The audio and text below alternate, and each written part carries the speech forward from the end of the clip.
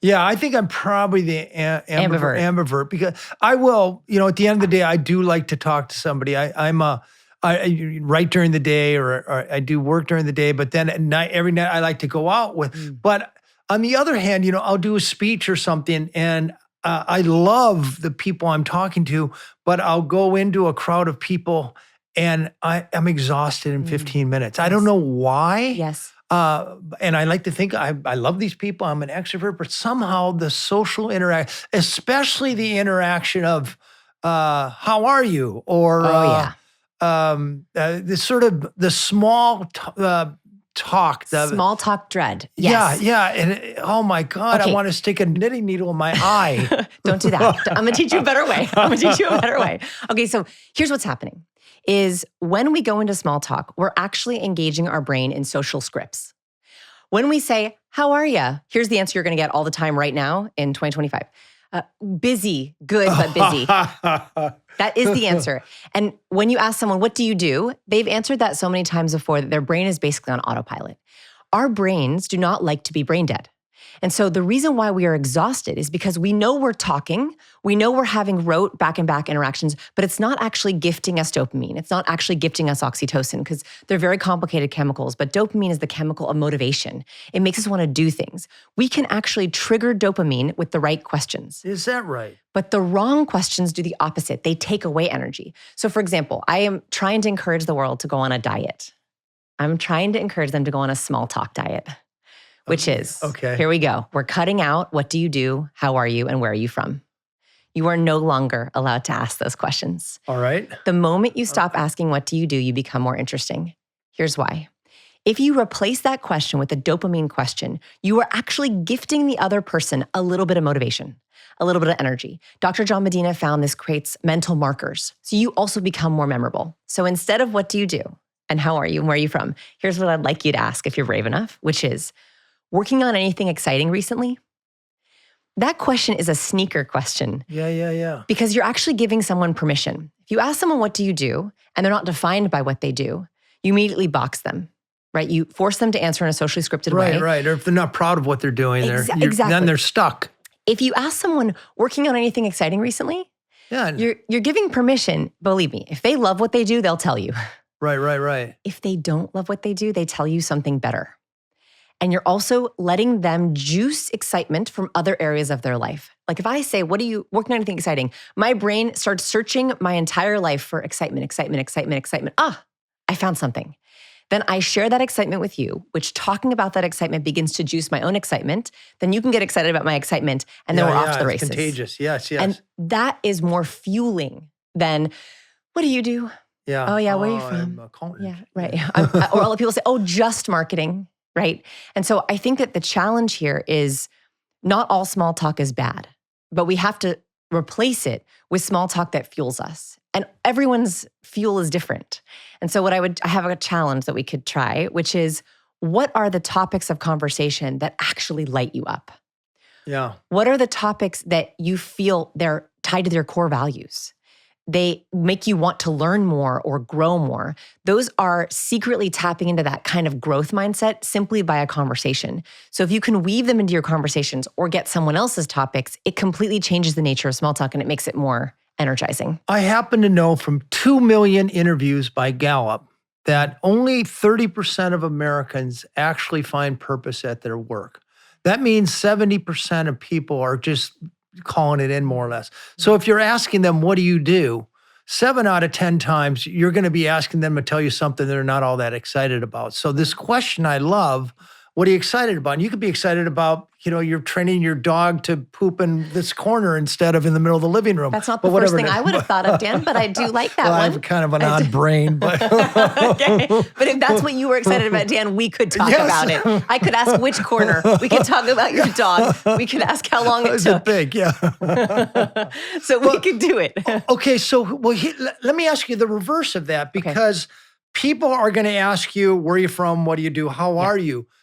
What should I say to give the questioner that little dopamine dog treat? Okay, so in conversation, there's 2 roles or sometimes 3 if there's more people.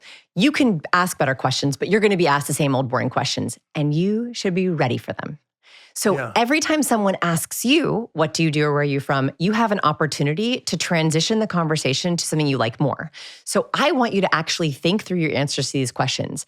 And I want you to create a little bridge to something you actually like to talk about. So if someone says, what do you do? Now, I love what I do, so I don't mind talking about it. But let's say that someone's asked what you do and you say, oh, I'm just in sales. So I'm in sales. Is there any aspect of sales that you like, that you would talk about? Or is there something that you do on the side that you'd rather talk about more? You can answer someone, I'm in sales, but by day I'm in sales, but by night I daydream in. I wear sexy clothes. Oh my goodness, Dan. I'm just role playing here. Somebody else. Somebody else friend would of do mine. that. Somebody else, friend of a friend. For sure, not us. So what you can do is you have full permission. I'm going to give it to you here on this podcast to answer in any way that lights you up. Yeah. So if you're in sales and you say, my corporate job is in sales, but my side hustle is, or my day job is sales, but at night or that way you're giving them a hook and it gives you a hook to what you want. So that I would come up with answers that bridge or transition into a topic you like and full permission to just take the ball.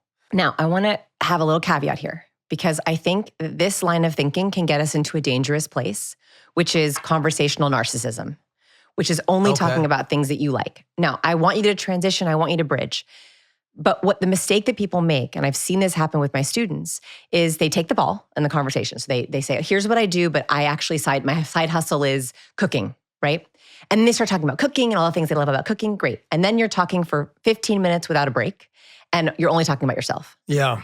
And we tend to then try to be impressive. We try to tell funny stories. We try to name we drop. all do. Yeah. And we don't like people who try to be impressive. We like people who let us impress them. So really? Because I was going to tell everybody that I met Vanessa Van Edwards today. That's good. That's good. I like it. Please feel free to do that. Please feel free to do that. So I think that what you also have to think about here is, okay, I want you to talk about your answer that fuels you. But the very next step is, how can you let this person impress you? Oh, I love that. The mental game I play, and I'm going to share this, it sounds so weird. Oh, I love that. This is a game I play. I imagine in every conversation, I'm about to introduce this person on stage. And I need to find out some interesting facts about them to be able to impress the audience. The nature of your questions should be, how can I let this person impress me? What could I ask that will allow them to step into the spotlight with brilliant. Their excitement or their accolades or their credits, and then awe. My favorite interpersonal emotion is awe. I think awe, it's immune giving. I think there's some research on this. I actually haven't recently read it. It's on my list. I think that awe is, it's literally a strengthening emotion. If you are asking questions to let someone awe you, where you can say, wow, you did that, you saw that, you do that, that's your skill. Awe, I think, is the fastest way to build friendship. Can you give me an example of a question that allows me to impress you? Yes. Okay. So I have tricks. You're good with those. Yeah, and I'm an awkward person, so I don't naturally do this, and so I have to have tricks in my brain. So hopefully people listening, you can use these too. Okay, here's a thing about conversation. If you go too deep too quickly, you're weird, right? Yes. So a mistake that sometimes awkward people can make, and I used to make it all the time, is you go too deep too fast. So you can't go into a conversation and be like, what are your core values? So I think that that's a mistake, is what are your hopes and dreams? Those are too much. So we're going to save those for level 3, and I can talk about the 3 levels of intimacy in a second. We want to do safe level 1 questions that still juice dopamine. I gave you my first one, working on anything exciting recently. The second one, where you can begin to juice little platforms for them sharing something, is very simple. On Mondays and Tuesdays, I tend to ask, do anything fun and exciting this past weekend? On Thursdays and Fridays, I ask, have any fun and exciting plans this weekend? On Wednesdays, I don't talk to anyone. I'm just joking. Sometimes I usually say, have any fun, exciting plans? When you ask about plans, fun or exciting plans, people's brain do something interesting, and I've asked this of thousands of people. If you ask, have any fun and exciting plans coming up? Their brain then goes to the thing that they're most excited about coming up, and it's usually something that they feel proud of. And that's what you're trying to get them to answer. Yeah. It's something they've been working on. Maybe their fun and exciting plans is a gallery showing that they're doing, or their kid's soccer game, or they're finally going to start this car they've been working on in their garage. Fun and exciting, they're going to fill it in with something that they have been looking forward to. And that is typically awe-worthy, and that is typically something that's impressive. Not always, because it can be small, but that's just as awe-inspiring as something big. For these Blue Zone projects I do, where we help people make friends, essentially. We have a question. We circle people up and they look at each other, and we ask the question, tell us something about yourself for which you're proud, but nobody else knows. Oh, that's such a good one. Yeah. And, you hear like people who never talk. It turns out they saw a kid in a ditch once, or they won an award for swirling a baton, and they're still proud of that. Yes. Yeah. And okay, so that question's even better than mine. I love it, especially if you're in a safe space. So, it's not the first thing you would ask. It's like the third. Okay, so let's talk about the levels.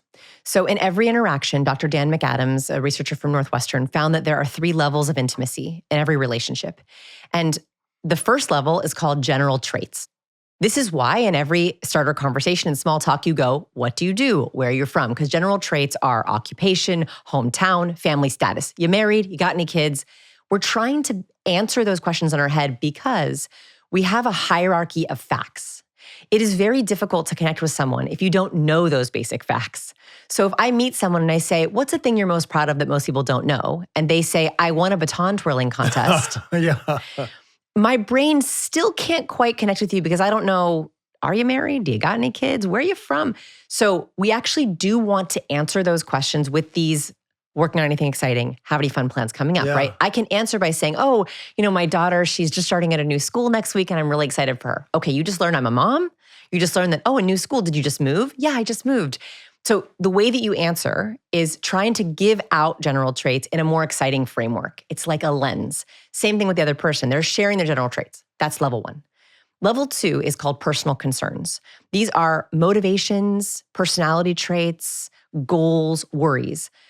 I like to think of it as, what do you daydream about? Like, what are the things that kind of get you going? I like that one. Or like, what's the thing that gets you up in the morning? Yeah. And then what do you worry about? What keeps you up at night? What are your nightmares about? Like, that's how I typically think about it. If you know that about someone, you know what's keeping them up at night. You know what gets them going in the morning. The second question I think that you brought up is, what's something you're proud of that most people don't know? We're getting into level 2 there, right? Like pride, awe. The last level, the hardest level, and most people are not on this level with anyone or maybe 1 or 2 people, is called self-narrative. And it's the story you tell yourself about yourself. And this is incredibly important for the people in your life because if you know the story they tell themselves about themselves, you can predict behavior. You can understand what motivates them. Well, what's an example? Okay. So I have so many. I'll give an example. So I was dear friends with a woman for many years. This is when I lived back in Portland, Oregon. And she's a mom of 3, wonderful stay-at-home mom, funny, smart. I thought I knew all about her. We'd been friends for years. We hang out all the time. I asked her a level 3 question. A level 3 question is, what book, movie, or TV character is most like you and why? Not looks like you, but personality-wise is most like you. I thought she was going to say a TV mom, like a great, funny, sassy TV mom. But she thought about it for 1 second. She went, Katniss Everdeen from The Hunger Games. And I was like, what? She's like, I feel like I'm surviving every day. Oh, interesting. And I was like, well, you know a lot about her with that one answer. That one answer showed me that while she's very happy, she is in survival mode. And she is feeling like she's barely keeping it together. We had the best, deepest conversation that we had ever had. And my fundamental understanding of who she is and how I can help her and support her as a friend changed forever. So if you like that clip, there's a lot more where that came from. So hit the like button, subscribe to the channel, ring the bell so you won't miss our new videos as they come out each week.